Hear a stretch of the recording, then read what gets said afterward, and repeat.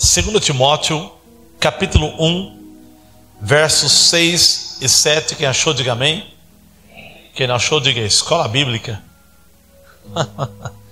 Mas quem achou pode vir também para a escola bíblica.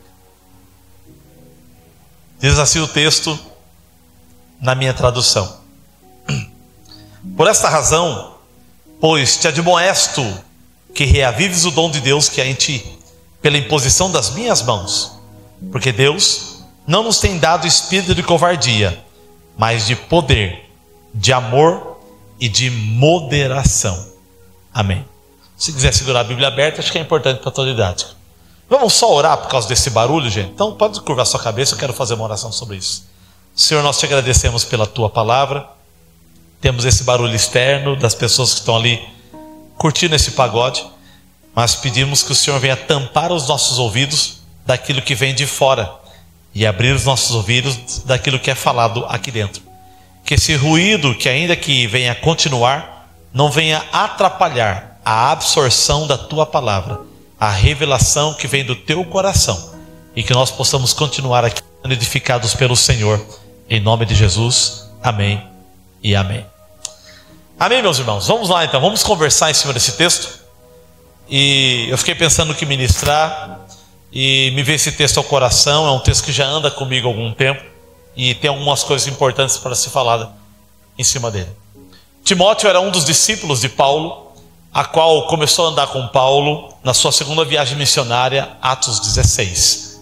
Paulo, decidindo viajar para as regiões da Ásia Menor, junto com Barnabé. Barnabé então decide levar Marcos, mas Paulo não quer que Marcos vá junto, porque Marcos havia abandonado Paulo e Barnabé na primeira viagem missionária nas regiões da Panfilha, quando houve a perseguição. Então Barnabé quer dar uma segunda chance para Marcos. Paulo não, Paulo é mais taxativo: não, esse moleque não vai com a gente. E houve tal desavença que eles dividiram, que houve um rompimento. Barnabé pega Marcos e vai para as regiões da Ásia Menor, enquanto Paulo então vai escolher agora Silas, Timóteo e Lucas, e vai também querer ir para as regiões da Ásia, mas o Espírito do Senhor o impediu, o Espírito Santo impediu, o Espírito de Jesus o impediu. E então ele vai entender pela revelação do Senhor que Deus queria ele na Macedônia. Então ele vai para a Macedônia com Timóteo, que era um garoto, mas estava sendo levado por Paulo para ser experimentado por ele. O tempo passa, Timóteo é afinado por Paulo, e agora Timóteo vai assumir uma das maiores igrejas da Ásia Menor, que é a igreja de Éfeso. Timóteo agora está pastoreando Éfeso. Nessa segunda epístola de Paulo, talvez provavelmente no ano 66, 67 depois de Cristo, Paulo está preso na masmorra de Roma, uma prisão gelada, fria, uma prisão úmida. E Paulo agora sabe que pouco tempo lhe resta, porque ele sabe que ele vai ser agora sentenciado à morte. O Senhor já havia falado em seu coração, e ele vai então liberar a sua segunda epístola para alinhar um pouco o coração de Timóteo, para que pudesse dar continuado ao legado que lhe foi transferido. O texto vai dizer assim, versículo 6: Por esta razão te admoesto. O que é admoestar? Admoestar é, numa forma simplificada, é catar a pessoa pelo colarinho e chacoalhar ela, né? Você pode animar a pessoa: irmão, você tem que se animar, irmão, você tem que se levantar. Agora, admoestar não. Admoestar é catar e falar: você tem que se reavivar, sabe? Isso é admoestação. Admoestação é um estímulo agressivo, é catar no colarinho e falar: você vai continuar servindo a Deus. Dá vontade de fazer isso com alguns dos irmãozinhos? Pode, viu? Isso é admoestação. Vontade de desviar. Não vai desviar, não. É mãe com filho, né? Mas tu vai para a igreja porque vai. É admoestação. Paulo está fazendo isso com Timóteo. Pois te admoesto que reavives o dom. O que é reavivar? Reavivar é voltar a trazer vida numa coisa que vivia e morreu. Reavivar é voltar a viver de novo. Então Timóteo vivia, depois ele declinou nos níveis da morte, e agora ele precisa ser reavivado, reaceso de novo. O que está acontecendo com Timóteo? Reavives o dom de Deus que há em ti, aquele dom que eu te dei mediante a imposição das minhas mãos. Ou seja, eu transferi algo sobre você, Timóteo. E isso está morrendo sobre sua responsabilidade. E você precisa se acender de novo para continuar dando continuidade a esse dom que foi transferido para você. Na verdade, esse dom ou esse presente era o pastorado da cidade de Éfeso. O que está acontecendo? Diz alguns historiadores que Timóteo está sendo atacado por duas frentes. O mundo está batendo contra ele, porque ele é o pastor, o líder de Éfeso, e pessoas dentro da igreja estão batendo na liderança também de Timóteo. Então Timóteo, aqui nós temos aqui um X problema, ou um X batalha, ou um X luta, né? Não é X bacon, nem X salada, nem X burger, é X luta, X guerra, X batalha, porque ele é uma carne entre dois pão. Imagine uma luta que vem do mundo batendo contra Timóteo, né? É uma tampa do lanche. E agora vem os irmãos de dentro da igreja que batem também contra Timóteo. Então Timóteo está sendo pressionado pelo mundo e por irmãos dentro da igreja. Ou seja, ele está em constante perseguição. E isso traz um abatimento espiritual em Timóteo. Timóteo está declinando no seu chamado pastoral dentro de Éfeso, né? Pessoas que se levantam contra ele dentro da própria igreja. E o mundo, irmãos, cá entre nós, tudo bem o mundo se levantar contra a gente, mas como é ruim os nossos próprios irmãos se levantar contra nós. Como é ruim irmãos nossos na fé falarem mal de nós mesmos. Como é ruim pessoas que estão no mesmo objetivo, caminhando com a gente, nos bater, nos machucar e nos ferir e se levantar contra nós. Então Timóteo está recebendo esse impacto de luta contra ele. Então ele está declinando espiritualmente. A notícia chega para Paulo. Alguém fala para Paulo: Paulo, Timóteo está declinando. Timóteo já não prega da mesma maneira. Timóteo já não ensina da mesma maneira. Timóteo já não faz visita da mesma maneira. Timóteo já não ora da mesma maneira. Timóteo talvez já não sobe mais no monte. Timóteo já não tem mais a alegria e o entusiasmo em cima do altar. Timóteo está morrendo no chamado. Mais do que depressa, Paulo ora a Deus. O Senhor o inspira. E ele vai escrever então 2 Timóteo para nortear o que Timóteo deve fazer. Por isso que o versículo 6 está dizendo assim: por esta razão, te admoesto, te chacoalho, Timóteo, que se acenda de novo, reavives o dom de Deus que há em ti, o dom que eu te dei mediante a imposição das minhas mãos.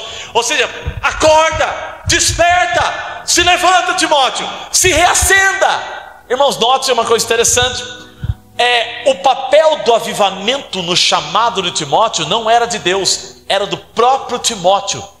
Paulo está dizendo para Timóteo: Timóteo, você precisa se acender de novo. Você precisa pegar fogo de novo. Você precisa recuperar aquele primeiro entusiasmo que você tinha do começo da sua fé. Você precisa manter aquilo vivo. Ou seja, é o primeiro amor que jamais deve ser abandonado. Eu me lembro quando me converti, né? Tinha aquele tipo de conversa, né? Você ficava animado. Eu lembro quando fui batizado com o Espírito Santo, eu saí contando para todo mundo: ei, eu falei em línguas. Ei, até para minha mãe, para meu pai que não era cristão: pai, eu falei em línguas. Mas o que é isso? Falei em línguas? Você é louco na cabeça? Vocês estão tudo loucos, né? Falando. E eu queria contar para todo, eu queria manifestar minha alegria. E alguns irmãos nossos falavam sempre assim: deixa, isso aí é o primeiro amor, logo passa. E aí eu falei: então é o primeiro amor, então logo passa. Mas não, na verdade esse primeiro amor, ele tem que ser o único amor. Esse é um primeiro amor que deve ser constante até o final da sua vida terrena. Esse é o primeiro amor, que é a capacidade de colocar Deus no topo do seu coração, deve sempre ser administrado a todo momento até o fim da sua vida. Aquilo que você recebeu de Deus quando você tinha 15 anos de idade, 17, 16, 20, 18, tem que ir com você até quando você tiver 70, 75, 80 anos, 90 anos, ou infartar com 100 anos, não importa. O entusiasmo deve ser o mesmo. Então temos uma batalha, temos aí uma responsabilidade: administrar o avivamento aceso dentro de nós a todo momento, independente se o mundo bate em nós, ou independente se a igreja se levanta contra nós. Entende? Então precisamos ter uma estrutura emocional em nós, uma estrutura espiritual, já falada aqui pelo pastor Rodrigo, só estou reverberando e abrindo parênteses aqui, para manter isso aceso a todo momento. Então eu preciso me reavivar, me reacender. E aí Paulo vai continuar no versículo 7, que é o texto que eu vou trabalhar um pouco mais. Ele vai dizer o seguinte: porque Deus não nos tem dado, para mim não precisa, pastor, para mim está tranquilo. Porque Deus não nos tem dado espírito de covardia, mas de poder, de amor e de moderação. Na cabeça de Paulo, o que é espírito de covardia? É abandonar o chamado. Dentro do texto, do contexto do texto, espírito de covardia é você recuar no seu chamado, é você desistir daquilo que Deus confiou sobre sua responsabilidade. Então o versículo 6 fala: reavive o seu dom. Por quê? Porque Deus não te deu espírito de covardia. Então o versículo 7 harmoniza com o 6.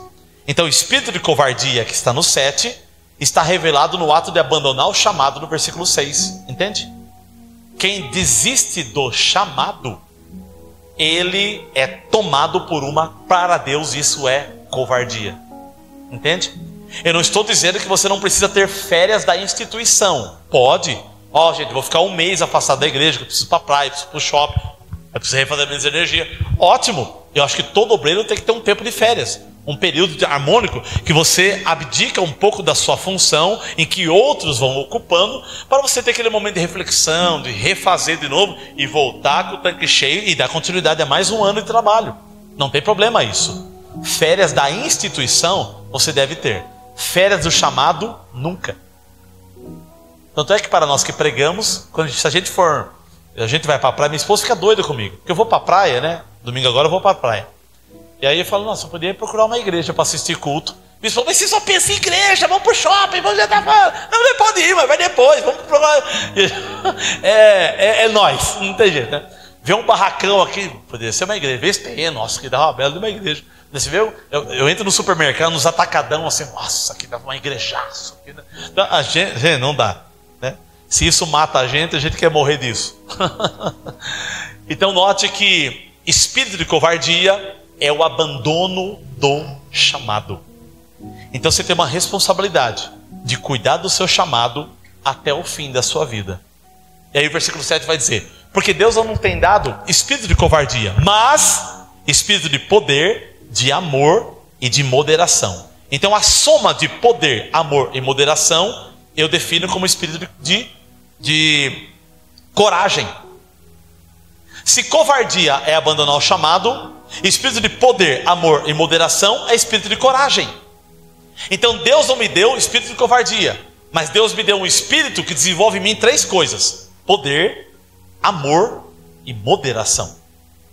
Eu preciso ter poder, eu preciso ter amor e eu preciso ter moderação para administrar o meu chamado até o fim da minha vida, ou até Deus decidir quando termina.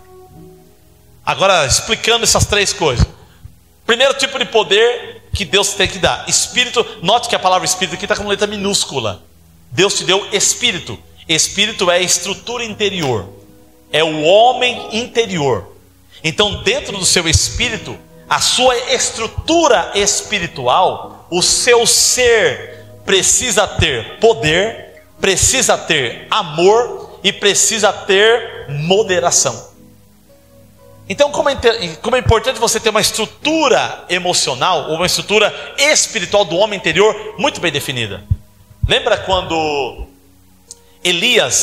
Eliseu pede a porção dobrada do Espírito, que é Elias? A palavra Espírito ali é a letra minúscula. Ou seja, ele não está pedindo a porção dobrada do Espírito Santo. Eu mesmo já preguei muitas vezes sobre porção dobrada do Espírito Santo. Recebe porção dobrada do Espírito Santo. É porque não tinha, né? A gente vai errando até acertar. Mas quando você vai estudar, decodificar o texto, ali a palavra Espírito é uma palavra de Espírito, letra minúscula, homem interior. O que Eliseu está pedindo para Elias?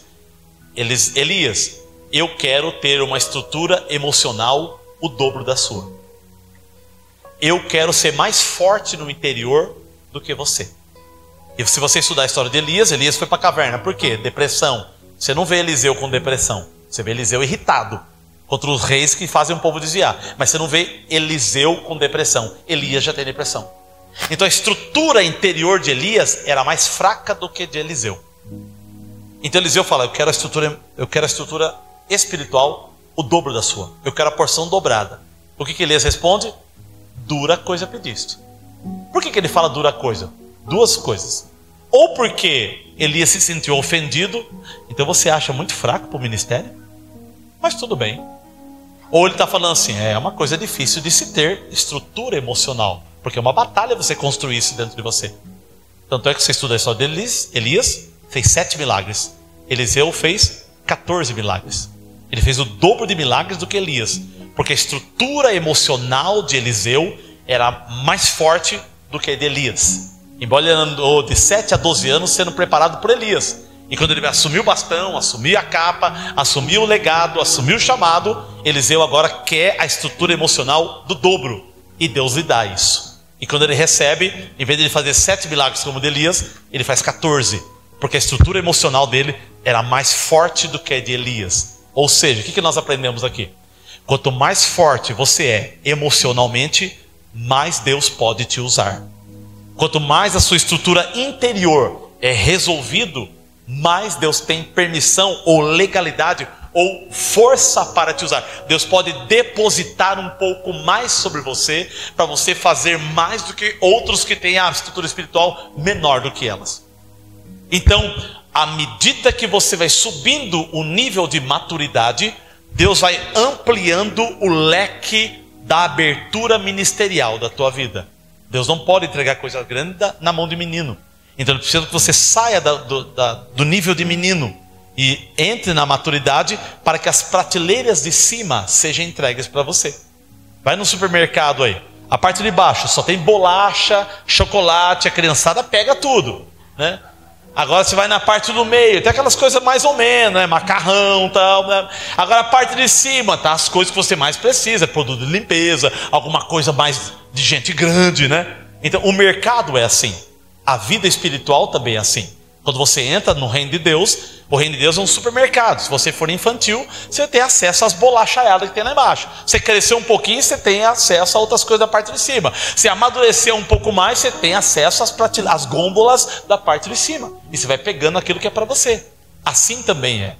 Então, quanto mais você trata as suas emoções, quanto mais você mexe a sua estrutura, ajusta a sua estrutura espiritual, mais Deus pode confiar em você responsabilidades. Então, o nosso espírito precisa ter pelo menos 3 coisas. Mas antes de definir isso aqui também, lembra, pastor, como é que eu faço para ter uma estrutura emocional forte, um espírito forte? Primeiro, pedindo para Deus. Eliseu pedindo para Elias era a mesma coisa que Eliseu pedindo para Deus, porque Elias era um tipo de Deus na terra andando. O profeta era a representação de Deus na terra. Então pedir para Elias era pedir para Deus. Fala, Deus, eu quero o dobro da estrutura emocional de Elias. E Elias ficou meio chateado assim, falou, nossa, me machucou agora, me feriu. Elias é um pouco dodói, né? Mas tudo bem, vai ser dado. Se me vires sendo tomado de ti. Eu acho que Elias, eu começou a andar de pé, de costa. Então, né, Elias? Ela tá conversando assim. Aí quando o carro pega ele, fala, eu tô vendo. Ele sobe no redemoinho, carros e cavaleiros de Israel. Aí ele vê. Aí ele pega a capa, mete nas costas, sai andando. Quando ele vai chegar no Rio Jordão, ele vai envergar a capa assim, naquelas coisas que você fazia quando não tinha centrífuga, né? Você tem que dobrar a toalha assim, né? Para secar. Ele dobrou a capa, deu um tapa no Jordão, falou, onde está o Deus de Elias? E o Jordão rasgou. Deus estava confirmando o chamado na vida de Eliseu, e foi um dos maiores profetas do Antigo Testamento, que nós já conhecemos. Então a estrutura emocional é poderosa. Pedindo para Deus, Deus, reforça meu interior. Deus fortalece meu interior. Deus fortalece meu interior. Deus fortalece meu interior. Me dá um espírito forte. Me dá um espírito forte. Me dá um espírito forte. Me dá um espírito forte. Temos que pedir isso para Deus para suportarmos as pancadas da vida. Hoje nós vemos aí na sociedade homens que são bombados por academia, mas fracos espiritualmente. Eu gosto de academia, muito bom. Até faço. Para tratar triglicéridos, colesterol e também um pouco da vaidade. Mas nada melhor do que criar uma musculatura espiritual para você encarar os impactos da vida e não titubear naquilo que o Senhor confiou sobre sua responsabilidade. A segunda forma de conquistar espírito forte é o que Paulo vai deixar documentado lá em Efésios 3,14. Por esta causa me coloco de joelhos diante do Pai, de quem toma o nome de toda a família, tanto no céu quanto na terra, para que por meio do seu espírito fortaleça o homem interior. Simplificando o versículo, o que Paulo está dizendo? Eu me coloco de joelhos diante do Pai que é Pai das famílias, para que Ele use o Espírito Santo para fortalecer o seu homem interior, o seu espírito. Entende? Então, Paulo está orando pelos irmãos de Éfeso, para que o Espírito Santo fortaleça o espírito das pessoas que estão em Éfeso. Então o Espírito Santo fortalece o meu espírito. Com o quê? Com poder, amor e moderação. Agora, por que eu preciso ter espírito de poder? Poder vem da palavra dínamos, dinamite. Por que Deus precisa me dar espírito de poder? Por que o meu espírito tem que ter poder? Para vencer 3 coisas: o mundo, o pecado e o diabo. Se você não tiver poder de Deus dentro do seu espírito, você não consegue vencer o mundo, não consegue vencer o pecado e não consegue vencer o diabo. E se você não vence o mundo, o pecado e o diabo, automaticamente você vai declinar na fé e brevemente esse lugar não vai fazer mais sentido para você. O mundão vai ser melhor. Então precisamos ter espírito de poder. Primeiro, para vencer o mundo. E como é que eu venço o mundo? Através da fé. 1 João capítulo 5, verso 4, parte B. Ou 1 João capítulo 4, deixa eu ver minha colinha. 1 João capítulo 5, verso 4, parte B. E esta é a vitória que vence o mundo, a nossa fé. A fé não te leva à vitória, a fé já é a vitória.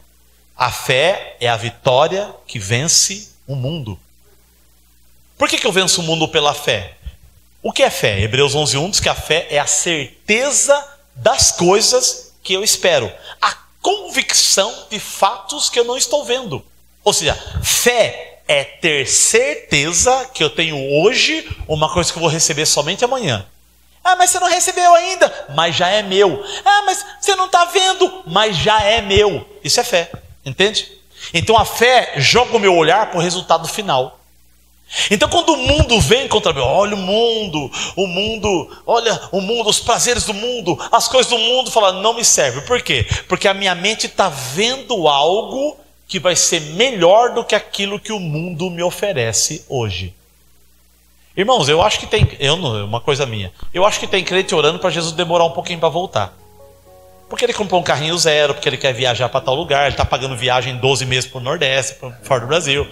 Jesus espera um pouquinho, porque ele acha que o céu é menor do que aquilo que ele quer viver aqui na terra. Que coisa, hein, gente? Eu acho que deve ter. Claro, em Montemor, aqui em Hortolândia é tranquilo, tá top aqui, né?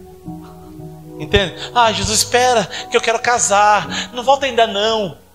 Irmã, se você não casar, vai ser melhor que você vai viver no céu do que todos os orgasmos sexuais com o teu marido, ou dos prazeres de comer uma picanha no Romeu em outro lugar aqui, ou daquele peixe que você gosta maravilhosamente, ou do japonês, que é uma delícia de comer, né? Japonês, não estou falando japonês de pessoa, japonês de comida.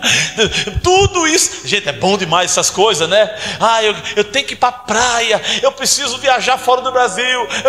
Se você for para o céu antes disso, você não vai nem ligar mais por aquilo que você não fez aqui embaixo. Entende? Então, eu preciso ter um espírito de poder. Para quê? Primeiro, para vencer o mundo. Então, quando a minha mente se arremete para o resultado final do que Deus quer fazer comigo, tudo que está aqui no mundo se torna pequeno no meu coração. É o espírito de poder que faz isso. Timóteo talvez está pensando, eu vou entregar a igreja, eu vou me afastar um pouquinho, esses irmãos estão enchendo muito saco, o mundo está batendo muito, e eu acho que é melhor ter paz, melhor ter descanso, né? Você pega até uma frase de coach aí, né? É melhor ter paz do que ter razão. Então é melhor, deixa os irmãos cuidando aí. O negócio é, não. O seu chamado você deve obedecer com unhas e dentes. Ninguém toca na minha posição na minha igreja. Eu sou um leão para defender aquilo. Claro, a gente não é estúpido. Qualquer irmão lá pode me repreender, é só achar o meu erro. Pastor, você está errado. Ah, irmão, me perdoe, eu acho que eu estou errado mesmo. Porque depois você está lá, sorridente, depois de ter comido a feijoada e o alface está ali, e você acha que está bafando. Pastor, o senhor tem um alface na boca aí, para de me humilhar, irmão. É verdade. Obrigado. Então eu não consigo ver em mim o alface na boca. Eu preciso que o irmão olhe para mim e veja o meu alface. E tá aqui, irmão, tá bom, você joga, ou põe na boca e engole o resto, joga fora e vai. Entende? Mas o chamado seu, ninguém pode mexer. É seu. Você precisa lutar por ele. Cuide da sua posição. né? Claro que Deus pode manusear e fazer malabarismo de mudar sua posição vocacional, ou cargos na igreja, ou vocação, para coisas específicas diferentes que Deus possa fazer com você periodicamente. São ciclos, não tem problema, né? Desde que seja o Senhor, tranquilo, aquilo não vai te abater, vai até te construir. Então, o primeiro tipo de espírito que nós temos que ter dentro de nós, espírito de poder, para vencer o mundo. E como é que eu venço o mundo? Através da fé. Segunda coisa que faz o espírito de poder, que me faz o espírito de poder me faz vencer o diabo. Irmãos, como é que eu não consigo vencer o diabo se eu não tiver um espírito de poder dentro de mim, uma estrutura emocional forte? Agora, como é que eu venço o diabo? Resistindo ele. Tiago 4,7 vai dizer: sujeitai-vos a Deus, resisti ao diabo, e quem vai fugir? Ele fugirá de vós. Pastor, eu sonhei com cobra, pica ela, irmã. Pastor, você resiste, e assim a vida cristã vai sendo desenvolvida a todo momento. Entende? Então, segunda coisa que me faz vencer o espírito de poder. Primeiro, o mundo. Segundo, o diabo. Terceira coisa, o espírito de poder me faz vencer o pecado. O pecado. Se eu não tiver poder de Deus, eu não consigo vencer o pecado. Meu irmão, quanto mais você corre do pecado, mais o pecado corre para cima de você. Se você não tiver poder de Deus, você não vence. Você não consegue parar de fumar, não consegue parar de beber, não consegue parar de adulterar, não consegue tirar o palavrão da boca, não consegue mudar a palavra torpe, não consegue mudar a sua conduta de vida. Pode ter que uma mudancinha social, alguma coisa assim, né? Mas você não tem força se não vier poder de Deus, se você não tiver um espírito de poder em você. Então o espírito de poder me ajuda a vencer também o pecado. Gálatas 5,16, do 16 ao 24, vai falar dos obras da carne e o fruto do Espírito. E do fruto do Espírito tem 9 gomos, uma mexerica de 9 gomos, e um dos gomos do fruto do Espírito é domínio próprio. O que é domínio próprio? A capacidade de segurar as emoções. Por isso que é importante você jejuar. Quando você tira um tempo de jejum, já parou para pensar que quando você jejua, né, e às vezes quando eu jejuo eu fico irritado. Às vezes eu fico irritado, talvez falta de carboidrato, ou porque eu quero comer e não pode, né? O café fica mais gostoso, a comida cheira melhor. E, né? Uma vez eu fui jejuar no domingo, todo dia no domingo na casa da minha mãe, moçada, quando a minha mãe era viva, né? Macarronado, tá, macarronado, tá, macarronado. 300 domingos, macarronado. Eu falei, acho que eu vou jejuar. E eu amo lasanha. E naquele dia eu cheguei em jejum, falei, não fala nada pra minha mãe, não vou comer e tal. Aí cheguei em casa de jejum, aí minha mãe, eu fiz uma lasanha. Ah, mãe, que lasanha hoje! Deu uma raiva, irmão. A Luciana olhou para mim. Aí eu fui no banheiro. Senhor, obrigado pelo tempo de jejum. Eu entrego nas tuas mãos, amém. Dá essa lasanha aí. Mandei vendo a lasanha, irmão. Aí tive que jejuar na segunda-feira. Eu queria jejuar até 3, 4 da tarde, 5 da tarde. Mas aquele dia não aguentei, né? Eu acho que Jesus olhou assim e falou, você é malandro, hein? Mas vou te ensinar com a vida. Então, tem disso também, né? Eu não acho que Deus ficou bravo comigo, acho que Ele riu. Eu já sabia que você ia, eu sou presciente, né? Eu já estou no teu futuro, eu sabia que você ia querer a lasanha. Mas parabéns por ter tentado. Então, o jejum, ele treina você para você dominar as suas emoções. Quando você vence prato de comida, quando você vence coisas gostosas de comer, aí o diabo, você fica treinado. Quando o diabo passar para os homens com aquela piriguete de shortinho, fala não. Quando passar aquele crush na frente da mulherada, fala não. Ou seja, porque eu fui treinado no jejum. O jejum desenvolve domínio próprio, capacidade de se conter diante de uma coisa que você quer. Entende? Então só o espírito de poder te faz isso. Então, para sintetizar o que eu estou dizendo aqui, os três coisas que Deus coloca no teu espírito: poder, amor e moderação. No tópico A, poder, nós temos 3 subtópicos. Poder para quê? Para vencer o mundo, o pecado e o diabo. Então Deus te dá espírito de poder para vencer o mundo, para vencer o pecado e para vencer o diabo. Segunda coisa que o nosso espírito tem que ter: espírito de amor. Por que eu preciso de amor? Para que ter amor no meu espírito? Para que haja beleza no desenvolvimento do seu chamado. Já pensou? Tudo que você faz com amor, você faz melhor. Lava o carro com amor. Você lava carro sem amor. Bate a aguinha aqui, vai, seca no sol.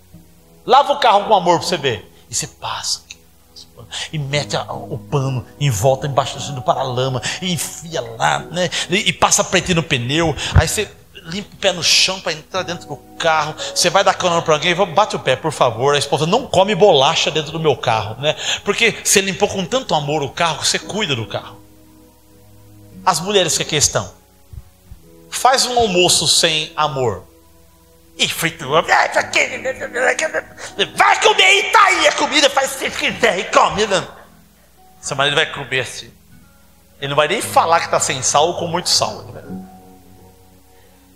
Agora faz comida com amor para você ver, e sazon, e aquilo, e pega, né? E você monta o prato do filho, né? É arroz, feijão, cebola, cebola não, cebola eu gosto, né? E a carne, aquele prato bonito, aí tira uma fotinha, posta no status, né? Aquele prato bonito, né? Com amor, né? Esse dia atrás fui comer no Matutinho aqui em Hortolândia, eu falei, eu quero um picanha. E tem aquele copinho de arroz, que é a medida de arroz, e eu vi um matinho ali, né, uma coisa. Aí eu falei, para que esse matinho em cima do arroz? Ela falou, é porque ela fizeram com amor, é a beleza dela. Só tirei o matinho, não, eu quero arroz, eu quero comer. E comi. Depois comi o matinho também junto. Mas, então, com amor, entende? Então por que eu preciso de amor no meu espírito? Para fazer a obra de Deus com prazer. Quem não gosta de ketchup, fica à vontade. Mas é comer um lanche com ketchup. É comer um churrasco com molho de alho. É bom, gente. Molho de alho. É comer carne com sal grosso. É picanha com gordura. Picanha sem gordura não tem graça. Então o amor é o que dá a beleza de desenvolver o meu chamado. Quando o pastor prega com amor, a mensagem é uma coisa. Quando a gente prega com terror, sem amor, vocês percebem, o pastor estava bravo hoje, o pastor estava... Entendeu? Sempre precisamos embutir amor no chamado. Abriu essa porta, o diácono, abre a porta com amor. Ajeita a cadeira. Nem abra, abre com amor. Cheguei aqui, o irmão estava ajeitando as cadeiras. Eu vi um capricho nele ajeitando as cadeiras. Eu sou caprichoso com cadeira lá. Mas eu vou orar de noite na igreja sozinho. Senhor nosso Deus e nosso Pai, né? Esta noite abençoa a nossa vida, Senhor, né? Que o Senhor possa nos abençoar. Eu fico andando na igreja orando e ajeitando os instrumentos, que eu gosto de ver a coisa tudo organizada. É toque, irmão. É toque, meu. É um toque. Então eu tenho um pouco disso, mas é o amor que eu tenho por aquele lugar.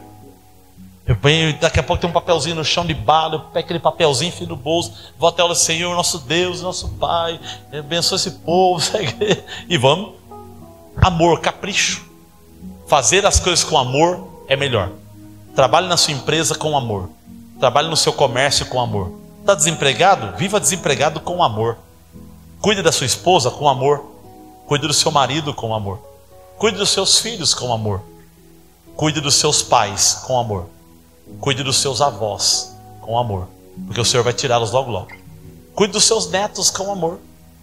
Quando você põe o amor, a vida fica colorida. Ou seja, um ministério sem amor é um ministério exercido, pode até ter disciplina, mas não há prazer em exercê-lo. Entende?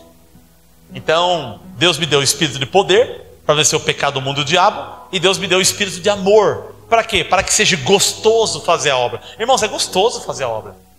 1 João vai dizer assim: não são pesados os meus mandamentos quando feitos com amor. Acho que é 3 João. Não são pesados meus mandamentos quando feitos com amor. O amor faz as suas obrigações serem mais leves. Entende? Tem que abrir a igreja. Falou, já negativou a coisa. Obrigado, Senhor, eu tenho a chave da igreja, vou abrir a igreja. E abre a igreja. E vai, e faz com amor. Entende? Então, com amor, o ministério flui com mais leveza. Flui com mais prazer.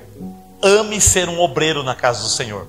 Ame dizimar, ofertar, ame pregar, ame tocar, ame cantar, ame entregar folhetos, ame varrer essa igreja, ame pintar esse lugar, ame trocar a lâmpada, ame ajeitar os fios desse lugar, ame varrer a frente desse lugar, faça com amor, ame recepcionar as pessoas para entrarem, né?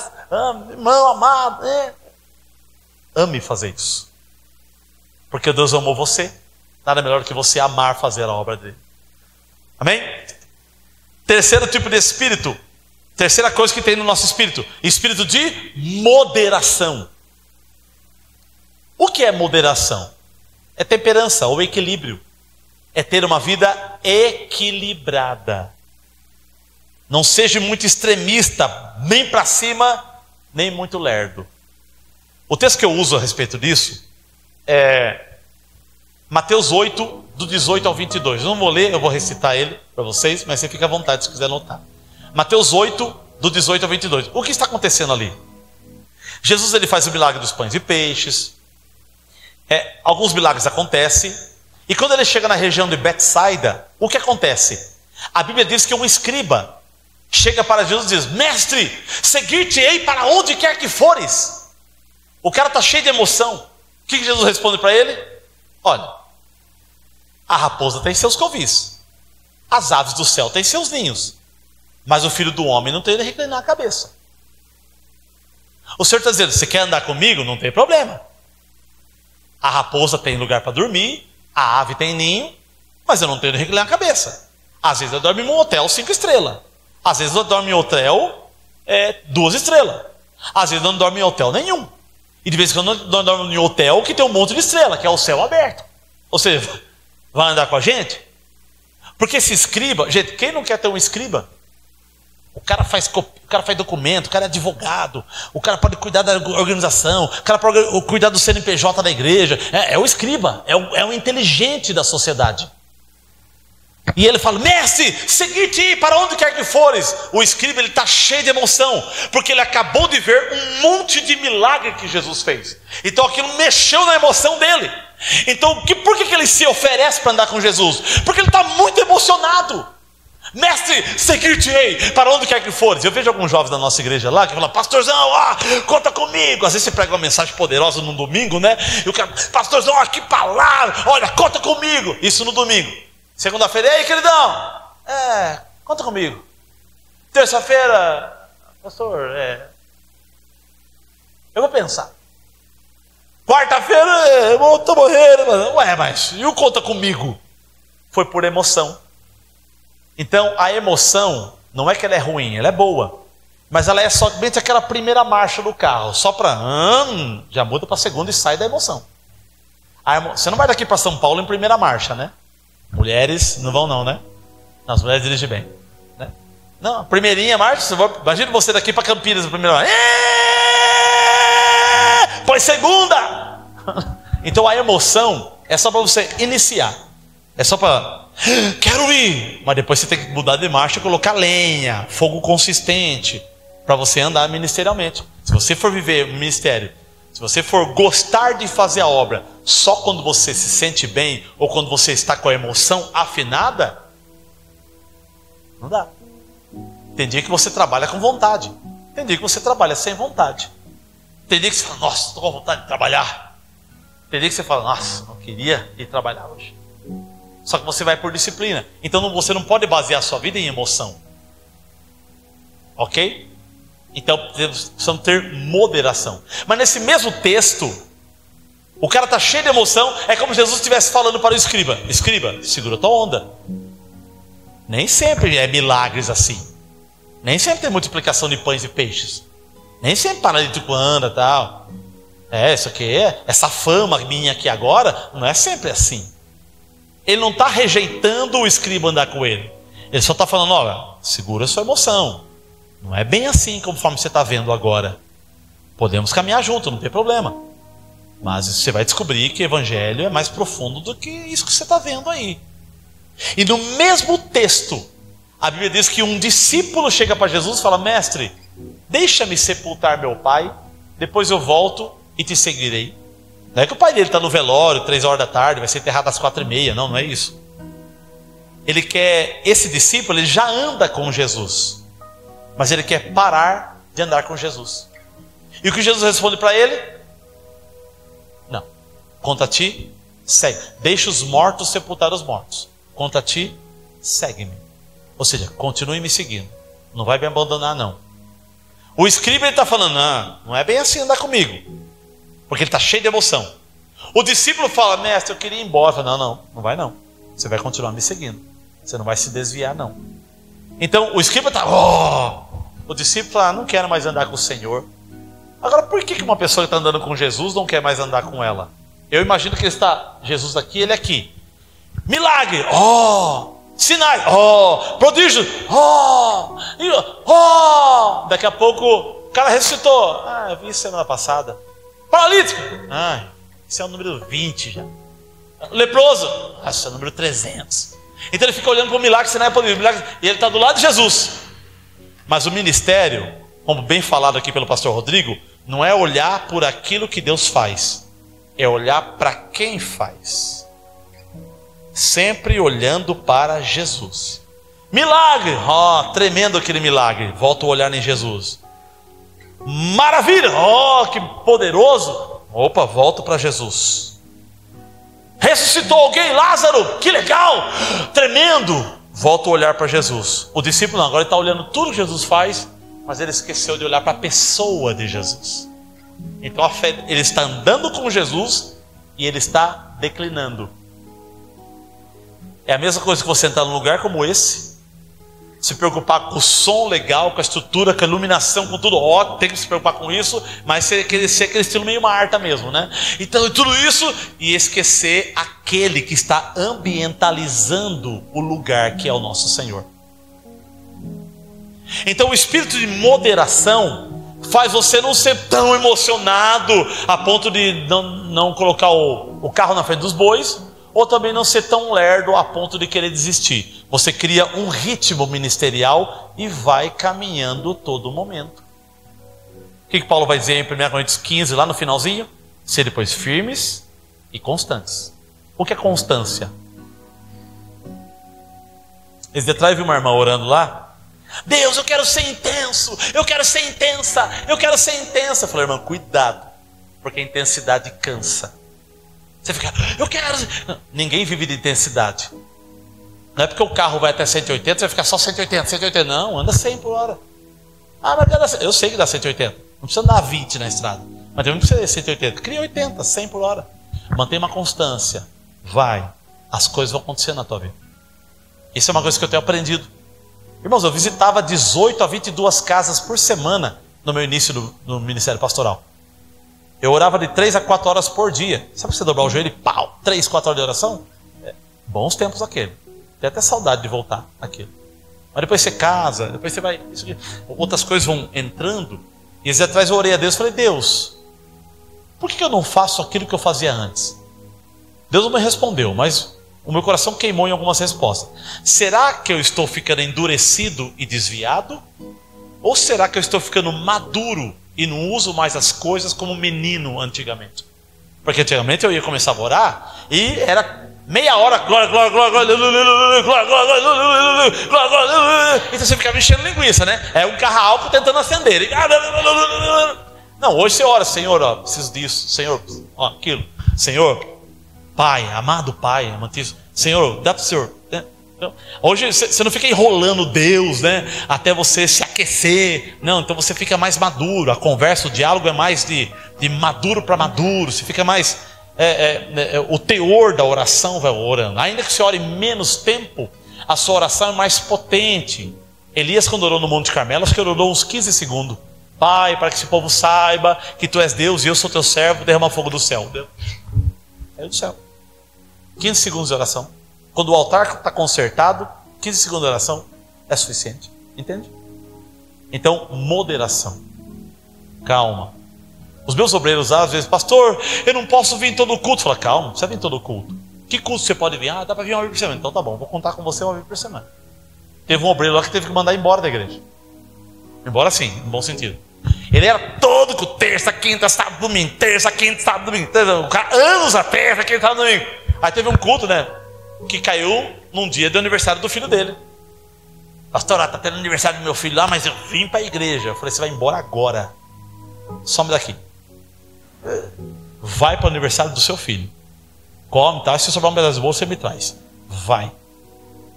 E ele, pode. Opa, aqui eu cuido, a gente cuida do culto, fique tranquilo. Vai embora. Né? O Eliseu conhece ele, não vou nem falar. E mandei ele embora. O quanto ele ficou feliz por eu ter dispensado ele para ir para o aniversário do filho dele, onde ele não ia porque ele estava na igreja. Entende, gente? Claro, se só tem ele, tem que usá-lo, né? Se não tem, usa o bom senso. Eu me desgasto um pouco mais e deixo. E até hoje ele é grato a mim por aquele dia que aconteceu com ele. Então cuidado. Espírito de moderação, cautela. Cria um ritmo e vai. Entende, irmãos? Então, sintetizando tudo que eu estou pregando aqui, o que Paulo está dizendo para Timóteo? Que Timóteo não pode ser covarde a ponto de entregar o ministério, mas que ele precisa ter um espírito de coragem. E o espírito de coragem é poder para vencer o pecado, o mundo e o diabo, espírito de amor para ter prazer em fazer a obra de Deus, e espírito de moderação para você criar um ritmo conforme a sua força, e você vai andando na fé gradativamente crescendo. Entende? Fazendo isso, você vai cuidar muito bem do seu ministério e você vai longemente, né, conduzindo o seu ministério há muito tempo de vida, e você vai bagageando, vai absorvendo, você vai comendo um pouquinho por dia, um pouquinho por dia. Pastor, eu não consigo ler 10 capítulos por dia da Bíblia. Irmão, você consegue ler um versículo? Leia um versículo por dia. Depois você aumenta para 2, depois você aumenta para 3. Daqui a pouco você lê um capítulo por dia, 2 capítulos por dia, 3 capítulos por dia, que você lê a Bíblia inteira em um ano, né? E aí você vai aprendendo um pouco mais. Vai no teu nível. Pastor, eu não consigo orar meia hora. Irmão, consegue orar 5 minutos? Ora 5 minutos, depois você só para 6. Depois só para 7. Pastor, acaba a minha palavra. Eu não sei mais para que orar. Então, ora para a Índia, ora para o japonês, ora para o Lula, ora para a Câmara dos Deputados, ora pelo prefeito. Ora os seus cachorros de rua. Abençoa os cachorros de rua, Senhor Deus. Abençoa os mendigos. Você vê que tem tanto alvo de oração que você pode começar a bombar a oração. Tem tanta gente para nós orarmos, gente. E chega uma hora da oração que você para de orar e o Espírito Santo que te inspira na oração. E ele vai te levando a orar coisas que ele quer que você ore. E aí se torna natural. Aí a oração fica gostosa. Pastor, eu amo orar. Às vezes é ruim orar. Entendeu? Fala, Deus, eu estou aqui. Eu não queria orar, mas estou aqui porque eu sei que eu preciso orar. Eu preciso pirraçar minha carne, crucificar minha carne. Eu quero orar. Né? E você vai, daqui a pouco a coisa pega. E aí vem graça na oração. E você ora, e ora, e ora, e ora. E assim você vai mantendo a vida cristã. Então de vez em quando a gente frutifica 30 por 1, de vez em quando 60 por 1, de vez em quando 100 por 1. Mas temos que frutificar, ou 30, ou 60, ou 100. Temos que dar uma colheita para o Senhor da nossa vida. Amém, meus irmãos? Então, peça para o Senhor: Deus, me dá espírito de coragem. Senhor, me ensina a usar o poder do Senhor que está em mim, me ensina a usar o amor do Senhor que está em mim, e me ensina a ser uma pessoa de equilíbrio, para me conduzir a minha vida com muita suavidade e de forma longa, para que eu tenha um ministério longo, uma vida longa, e vai. A vida do crente são 3 coisas, eu finalizo. O crente tem que ter, são 3 setores da vida do crente: família, trabalho e igreja. Acabou. Você vai até o fim da vida tocando família, o seu trabalho e a igreja. Acabou. Até o fim da vida com a sua família. Até o fim da vida com o seu trabalho. Até o fim da vida com a igreja. E aí você cuida dessas 3 coisas. Na igreja, onde você se desenvolve, você adora o Senhor, você acende, põe fogo, você serve, você não serve você. Trabalho, onde você observa o seu recurso. Seu dinheiro, sua condição financeira, o cuidado da sua família, né, a administração financeira do seu lar, tudo é pelo trabalho.